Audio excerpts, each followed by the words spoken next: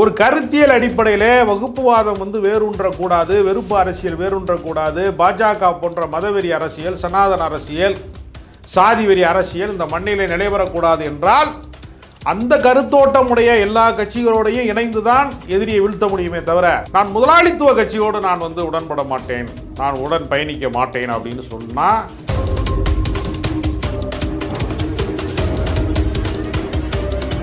நாங்க கட்டுற ₹1 ஜிஎஸ்டிக்கு எங்களுக்கு மட்டும் 28 பைசா தமிழ்நாட்டுக்கு, உத்தரப்பிரதேசுக்கு ஏன்டா 7 ரூபா கொடுக்குறீன்னு கேட்டா அந்த ஊர் வளரல. இதை யார் சொல்றா? இவங்க தான் சொல்றாங்க. திராவிட கட்சிகளால் தமிழ்நாடு சீரழிந்து விட்டதுங்கிறேன். சொன்னவன் தான் சொல்றேன். தமிழ்நாட்டில் இப்போ புதிய மருத்துவக் கல்லூரிலாம் உருவாக்கணும்னா நாங்கள் அனுமதி தர மாட்டோம். ஏன்னா போதுமான அளவுக்கு மருத்துவக் கல்லூரிகள் இங்கே இருக்குது. அதனால் உத்தரப்பிரதேசத்துக்கு தான் தேவைப்படுது அப்படி சொல்கிறானா இல்லையா? திமுக கூட்டணியை எப்படியாவது கலைக்கணுங்கிறதுக்கு கொஞ்ச நாள் வேங்க வயல்னு கத்துனாங்க. சாம்சங் வேங்க வயலுடைய சாதி பிரச்சனை என்பது, தீண்டாமை பிரச்சனை என்பது 2000 கால தொடர்ச்சி. திமுக காரன் கண்டுபிடிக்கல தீண்டாமையை. சாம்சங் பிரச்சனை என்பது கார்ப்பரேட் நிறுவனங்களுக்கு இங்கே தொழிற்சங்கம் கட்டுவதற்கு நாங்கள் அனுமதிக்க மாட்டோம் கார்ப்பரேட் நிறுவனங்கள் அப்படின்னு அவன் காட்டு ஒப்பந்தத்தில் உலகமயமாக்கல உத்தரவு வாங்கிட்டு வந்திருக்கான். பெரிய தேசமாட்டேன். எந்த தேசமா?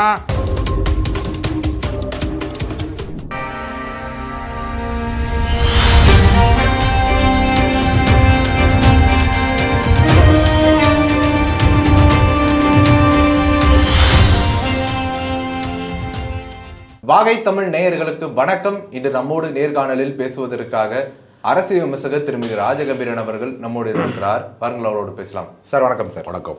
திருச்சியில் மதிமுகவினுடைய தலைவர் திரு வைகோ அவர்களுடைய தலைமையில் ஒரு சமத்துவ நடைபயணம் அப்படிங்கிறது தொடங்கியிருக்கிறாங்க. 12 நாட்களுக்கு இது நடக்கும் அப்படின்னு சொல்கிறாங்க. இந்த நடைபயணத்தில் எல்லா கட்சிகளுமே பங்கேற்றிருக்கிறாங்க. ஆனால் காங்கிரஸ் கட்சி மட்டும் பங்கேற்காமல் போயிட்டாங்க. எப்படி பார்க்குறீங்க? ஈழ விடுதலை அரசியலிலே முதன்மையானவர் வைகோ அவர்கள். அவர் பிரபாகரன் படத்தை ஏந்தி அந்த நடைபயணத்தை தொடங்குகிறார் அப்படின்னா அந்த இடத்திற்கு காங்கிரஸ் கட்சி வராது. இது ஒரு சிறிய கருத்து முரண்தான். எந்த அரசியல் கட்சியாக இருந்தாலும் அவர்களுக்கென்று தனித்த கொள்கைகள் இருக்கிறது. இப்போ இடதுசாரிகள் இருக்கிறாங்க, அவங்க முதலாளித்துவத்தை எதிர்க்கிறார்கள். முதலாளித்துவ கட்சிகளோடு கூட்டணி காண வேண்டிய அவசியம் என்ன இருக்கிறது? ஏன் நேர்கிறது அப்படின்னா அவங்கள தவிர எல்லாருமே முதலாளித்துவ கட்சியில் இருக்காங்க. ஒரு கருத்தியல் அடிப்படையிலே வகுப்புவாதம் வேரூன்றக்கூடாது, வெறுப்பு அரசியல் வேரூன்றக்கூடாது, பாஜக போன்ற மதவெறி அரசியல், சனாதன அரசியல், சாதி வெறி அரசியல் இந்த மண்ணிலே நிலைவரக்கூடாது என்றால் அந்த கருத்தோட்டமுடைய எல்லா கட்சிகளோடையும் இணைந்துதான் எதிரியை வீழ்த்த முடியுமே தவிர, நான் முதலாளித்துவ கட்சியோடு நான் உடன்பட மாட்டேன், நான் உடன் பயணிக்க மாட்டேன் அப்படின்னு சொன்னால் இடதுசாரிகள் அரசியல் சுருங்கிவிடும். அதனால் அதை செய்ய முடியாது. நெடுங்காலமாக காங்கிரஸுக்கும் கம்யூனிஸ்டுக்கும் தான் பெரும் பகை இருந்தது. இந்தியா முழுக்க பாஜக தலையெடுப்பதற்கு முன்பு ஆளுகிற அரசாங்கமாக இருந்த காங்கிரஸோடு தான் மிகப்பெரிய ஒரு போர் நடந்து கொண்டே, ஜனநாயக போர் நடந்து கொண்டே இருந்தது. ஏன் இவ்வளோ தூரம் வரலாற்றிலே திரும்பி பார்த்தா காங்கிரஸ் கட்சிக்கு எதிராக தோன்றியது தான் திமுகவே.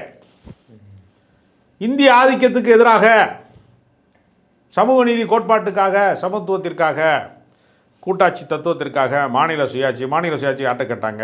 மாநில சுயாட்சி மத்தியிலே கூட்டாட்சின்னு சொன்னாங்கல்ல. அப்போ யார்கிட்ட கேட்டாங்க மாநில சுயாட்சி? ஒரு மாநில முதலமைச்சருக்கு சுதந்திர தினத்தை அன்னைக்கு கொடியேற்றுறதுக்கு ரைட்ஸ் கிடையாது. ஸ்கூல் ஹெட்மாஸ்டருக்கு இருக்குல்ல, மாநில முதலமைச்சர் கிடையாது அன்றைய காலகட்டத்தில். ஆமாம்.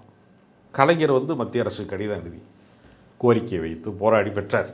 இது தெரியாதவங்க தான் சொல்கிறாங்க கச்சத்தீவை கொடுத்துட்டாரு. டேய், குடியேற்றுறதுக்கே அவர் அலோவ் பண்ணலடா. ஒரு மாநில முதலமைச்சருடைய அதிகார எல்லை என்பது சுருங்கியது. கச்சத்தீவை அவர் எப்படி கொடுக்க முடியும்? இலங்கை மேலே போர் நடக்கும்போது கலைஞர் தான் அதுக்கு காரணம், ஈழப்போரில் அப்படிங்கிறாங்க கொஞ்சம் பேர். அவர் எந்த இராணுவத்தை வச்சுருக்காரு? அவர்கிட்ட இருக்கிறது இந்த போலீஸு தான். போலீஸை வச்சு அரெஸ்ட் பண்ணாங்க போராட்டங்களில். அது சொல்லு, அது காவல்துறை நடவடிக்கை எடுத்துச்சுன்னா கலைஞர் காரணம் சொல்லு, காவல்துறை கையில் வைத்திருக்கிற முதலமைச்சர் காரணம்னு சொல்லு, அதெல்லாம் ஒத்துக்கலாம். இப்போ பாகிஸ்தானில் போர் எடுத்தாங்கல்ல, பங்களாதேஷ் வேணும்ட்டு வங்க மொழி பேசக்கூடிய மக்கள் ஏன் நாங்கள் ஒடுக்கப்படுகிறோம், நாங்கள் பாகிஸ்தானில் இருக்க முடியாது அப்படின்னு வங்க மொழி பேசக்கூடிய மக்கள் போராடினால அப்போ இராணுவத்தை அனுப்பிச்சாங்கல்ல இந்திரா காந்தி அன்னைக்கு பிரதமராக இருந்து. அவங்க இந்திய இராணுவம் போய் தானே பங்களாதேஷை பெற்றுக் கொடுத்தார்கள். வங்கதேசம் உருவானதற்கு காரணம் இந்திய இராணுவம் தானே. ஏன் அதை மட்டும் சொல்ல மாட்டேங்கிறாங்க? கலைஞர் கருணாநிதி தான் காரணம் வங்கதேசம் உருவானதுக்கு. என்ன சொல்கிறானா? ஏன் சொல்ல மாட்டேங்கிறான்? அவர் இராணுவத்தை அனுப்ப முடியாது, அப்போ ஒத்துக்கிறான். இந்திரா காந்தி இராணுவம் அனுப்பும்போது ஒத்துக்கிறான். இங்கே இந்திய அரசாங்கம் வந்து ஈழத்தமிழர்களுடைய அழிப்புக்கு வந்து துணை போகிறது அப்படிங்கிறப்ப மாநில அரசுகிட்ட ஏதோ இராணுவம் இருந்தது மாதிரியே பேசுகிறான். மாநில அரசுக்கு ஏதியா இராணுவம் இருந்திருந்தால் நம்ம ஏன் வந்து நம்மளுடைய ராமேஸ்வரம் மீனவர்கள், தமிழக மீனவர்கள் சிங்கள கடற்படையால் சுடுறப்ப இந்த நெய்தல் படை கட்டைன்னு ஒருத்தர் சொல்கிறாரு. யார்?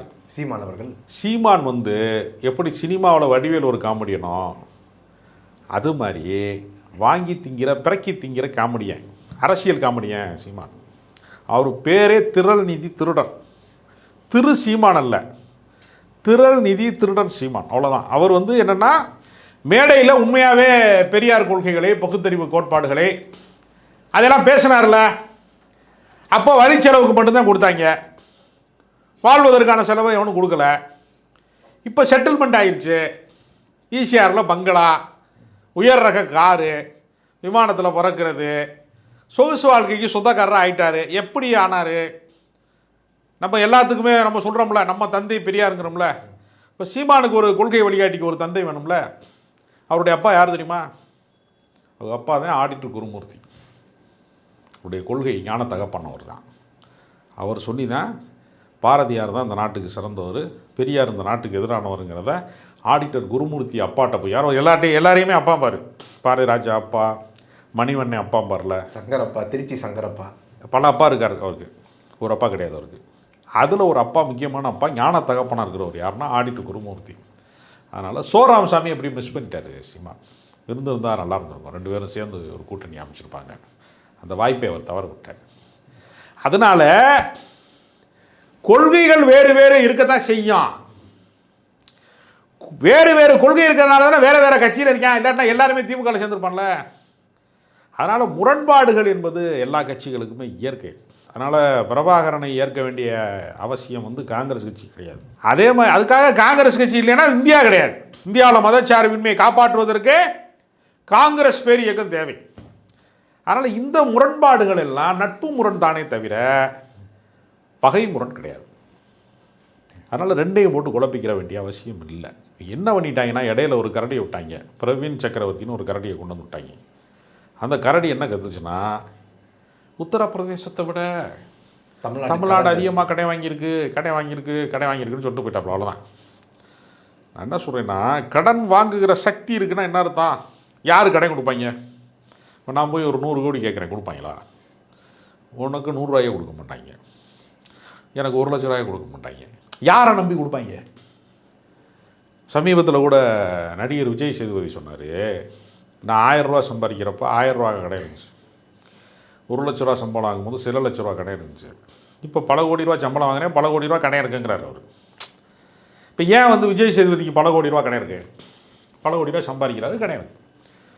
அப்போ வாங்குகிற திறன் கூடி இருந்தால் மட்டும்தான் அந்த கடன் கூடும். அதை உத்தரப்பிரதேசத்தோடு ஒப்பிட்டாங்க பாருங்கள். அங்கே தான் ஒரு இரக்கமற்றவங்களாக இருக்காங்க. உத்தரப்பிரதேசமும் தமிழ்நாடும் ஒரே மாதிரியாவா இருக்குது கட்டமைப்பில்.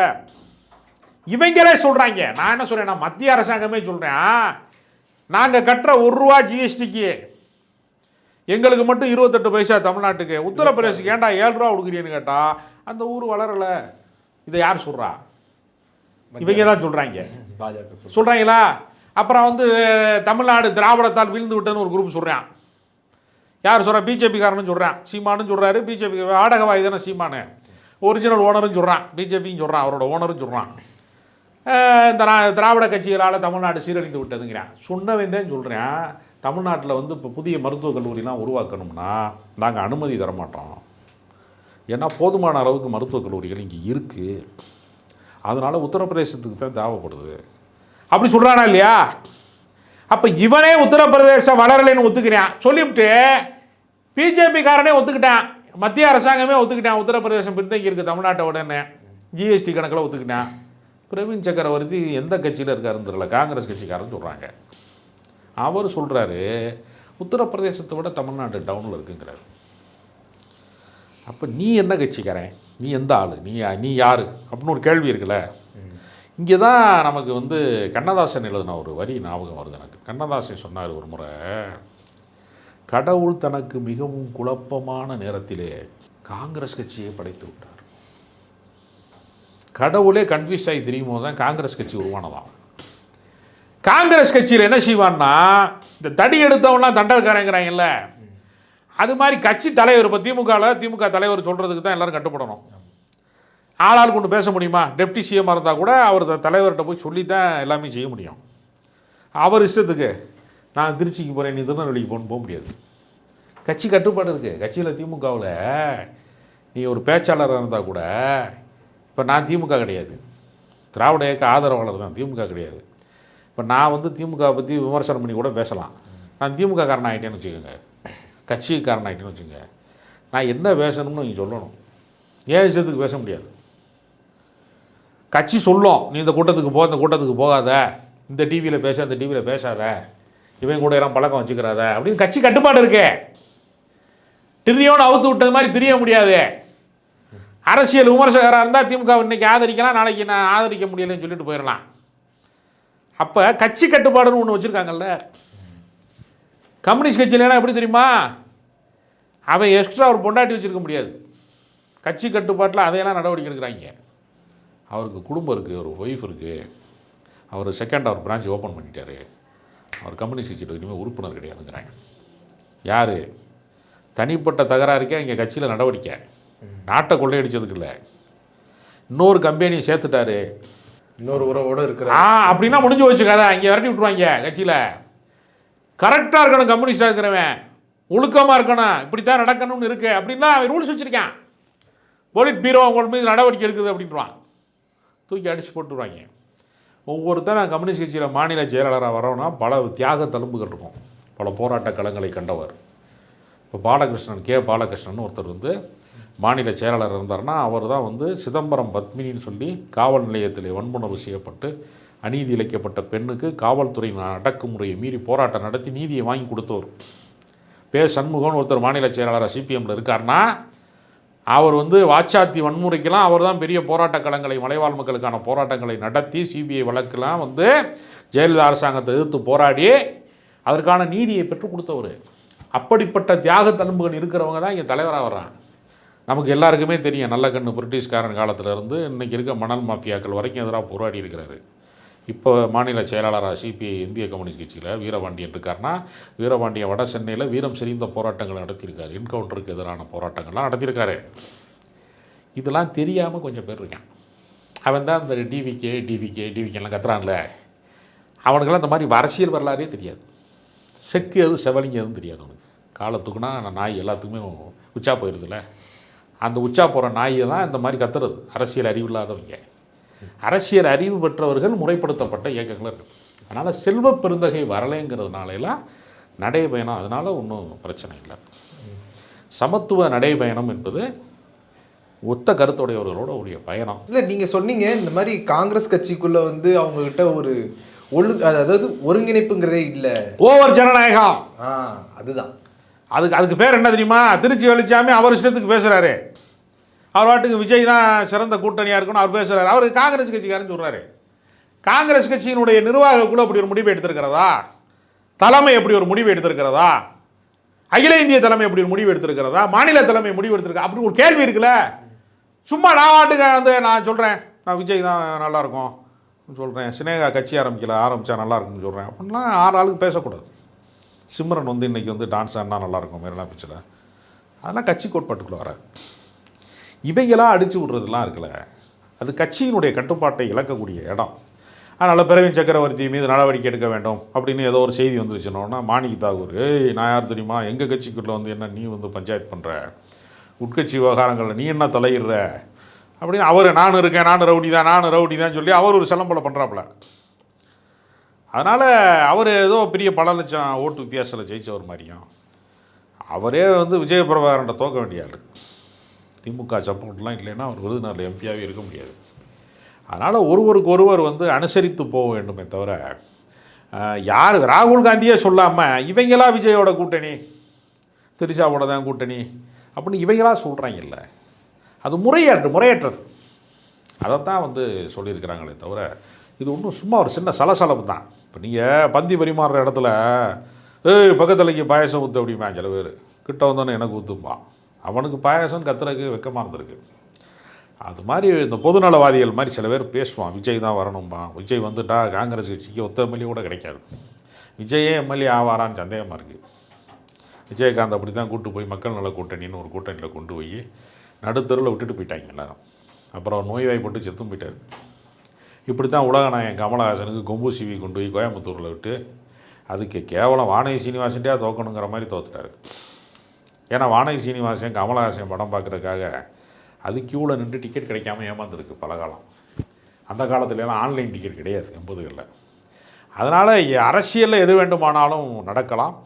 அதே சமயத்தில் வெற்றி வாய்ப்பு என்பது எல்லாருக்குமான சாத்தியம் கிடையாது. அது கட்டமைப்பு இருக்க வேண்டும், ஒரு அரசியல் கட்சிக்கு ஒழுங்கு இருக்கணும். இந்த திமுக கூட்டணியை எப்படியாவது வந்து கலைக்கணுங்கிறதுக்கு கொஞ்ச நாள் வேங்க வயல்னு கற்றுனாங்க, சாம்சங்னாங்க. எதுவுமே வேலைக்கு ஆகலை. ஏன்னா வேங்க வயலுடைய சாதி பிரச்சனை என்பது, தீண்டாமை பிரச்சனை என்பது 2000 கால தொடர்ச்சி. திமுக காரன் கண்டுபிடிக்கல தீண்டாமையை. சாம்சங் பிரச்சனை என்பது கார்ப்பரேட் நிறுவனங்களுக்கு இங்கே தொழிற்சங்கம் கட்டுவதற்கு நாங்கள் அனுமதிக்க மாட்டோம் கார்ப்பரேட் நிறுவனங்கள் அப்படின்னு அவன் காட்டு ஒப்பந்தத்தில் உலகமயமாக்கல உத்தரவு வாங்கிட்டு வந்திருக்கான் பெரிய தேசமான்ட்ட. எந்த தேசமா? மத்திய அரசாங்கத்திட்ட. அதனால் மாநில அரசு அதை கண்ட்ரோல் பண்ண முடியாது. இது தெரியாதவங்க எல்லாம் இந்த ஸ்டாலின் சரியில்லை அப்படிங்கிறான், திமுக அரசு. இவங்கெல்லாம் ஏதோ வந்து சாதியை ஒழிச்சவங்க மாதிரியும், சாதி அற்றவங்க மாதிரியும், சமாதானத்திற்காக பாடுபடுறவங்க மாதிரியும், சமத்துவத்தை வந்து மக்கள்கிட்ட நிலைநாட்டுவதற்கு போராடுறவங்க மாதிரியும், அவர் அதுக்கு எதிராக இருக்கிறது மாதிரியும் ஒரு தோற்றத்தை உருவாக்கி பல குழப்பங்களை விளைவிக்கிறாங்க. நெல்லிக்காய் மூட்டை மாதிரி ஓடி போயிடும் இந்த கூட்டணி அப்படின்லாம் பேசுகிறாங்க. அவங்க நெல்லிக்காய் முட்டையை பார்த்துருக்குறாங்களானே தெரியல. இது நெல்லிக்காய் முட்டை கிடையாதுங்கிறதும் எனக்கு தெரியல. உங்களுடைய நேரத்தை ஒதுக்கி எங்களோட கருத்தில் பந்தமைக்கு நன்றி சார்.